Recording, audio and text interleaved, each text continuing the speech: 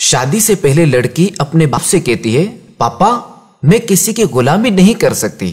باپ جواب دیتا ہے، میری بیٹی کوئی کسی کی غلامی نہیں کرتا، سب اپنے اپنے حصے کا کام کرتے ہیں۔ جو کام عورتوں کے ہیں وہ عورتیں کرتی ہیں اور جو کام مردوں کے ہیں وہ مرد کرتے ہیں، اور یوں ہی مل جل کر گزارا ہوتا ہے۔ شادی کے بعد وہی لڑکی اپنے شوہر سے کہتی ہے، میں کھانا گرم نہیں کروں گی۔ یہ سن کر شوہر کہتا ہے، تو پھر تم اپنے باپ کے گھر واپس چلے جاؤ کہ میں تمہاری ضروریات پورا کرنے کے لیے صبح سے شام تک محنت کرتا رہوں اور تم میرا کوئی کام نہ کرو۔ تو پھر ٹھیک ہے، مجھے بھی تمہاری ضرورت نہیں۔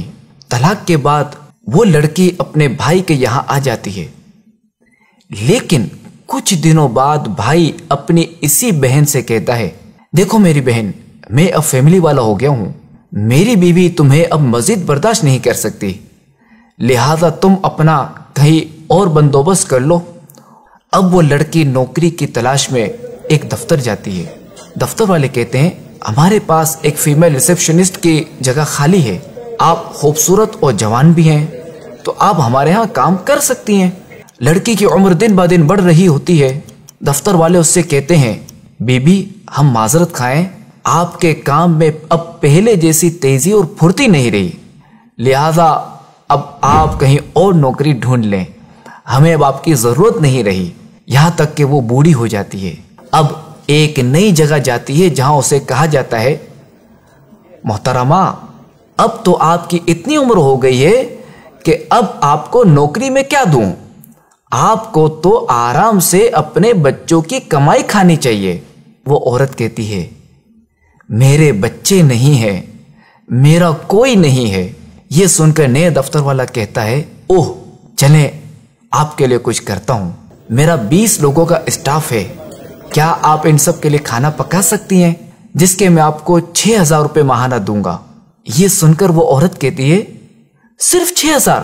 تو نیو دفتر والا جواب دیتا ہے کہ میں جانتا ہوں کہ ان 6000 میں آپ کی ضرورت پوری نہیں ہوگی، مگر کیا کروں، میں مجبور ہوں، میرے پاس اس سے زیادہ کی گنجائش بھی نہیں ہے۔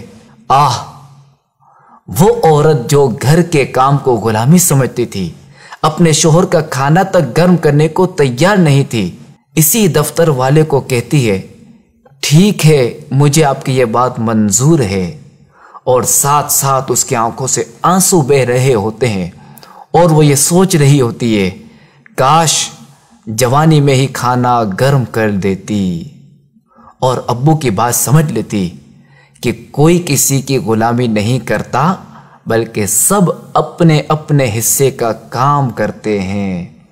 مشہور کہاوت ہے نا کہ میاں بیوی گاڑی کے 2 پہیے کی طرح ہوتے ہیں، اگر ایک پہیہ خراب ہو جائے تو گاڑی کا چلنا ممکن نہیں رہتا۔ تو شادی ایک مضبوط بندھن ہے، مگر اس قدر مضبوط بندھن انتہائی نازک ڈور سے بندھا ہوا ہے، اور یہ ڈور کسی ایک کی کوتاہی، جلد بازی اور بے وقوفی سے ٹوٹ بھی سکتی ہے۔ لہذا اس رشتے کو پروان چڑھانے کے لیے اعتماد، سچائی اور دیانتداری بہت ہی ضروری ہے۔ لہذا ایک دوسرے کا خیال، صبر و تحمل اور قوت برداشت سے ہی اس رشتے کو نبھایا جا سکتا ہے۔